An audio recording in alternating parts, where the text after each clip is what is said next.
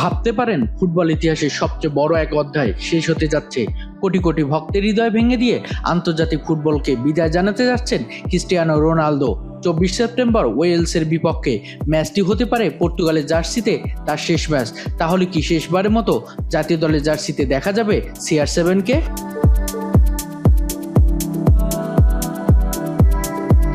দীর্ঘদিন ধরেই ক্রিস্টিয়ানো রোনালদোর ভবিষ্যৎ নিয়ে নানা আলোচনা চলছিল।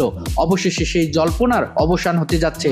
গোল.com-এর তথ্য অনুযায়ী ক্রীড়া সাংবাদিক মোহাম্মদ আওয়াদের বরাতে জানা গেছে, উয়েফা নেশনস লিগে ওয়েলসের বিপক্ষে ম্যাচ খেলে আন্তর্জাতিক ফুটবল থেকে অবসরে ঘোষণা দেবেন রোনালদো। ম্যাচটি অনুষ্ঠিত হবে স্পোর্টিং লিসবনের ঐতিহাসিক হোসে আলভালাদে স্টেডিয়ামে। আর সেখানেই হয়তো শেষবারের মতো পর্তুগালের লাল সবুজ জার্সিতে মাঠে নামবেন ফুটবল ইতিহাসের অন্যতম সেরা এই তারকা।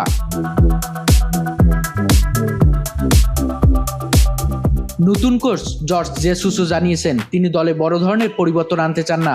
ফলে রোনালদো তার প্রাপ্য সম্মান নিয়ে বিদায় পাওয়ার সুযোগ পাচ্ছেন। রোনালদোর আন্তর্জাতিক ক্যারিয়ারের পরিসংখ্যান সত্যি অবিশ্বাস্য।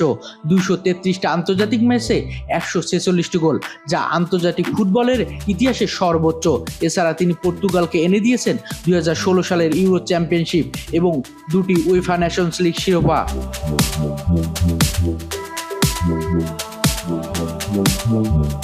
41 বছর বয়সেও তিনি থামছেন না। আল নাসরের সাথে চুক্তি হয়েছে 2027 সাল পর্যন্ত।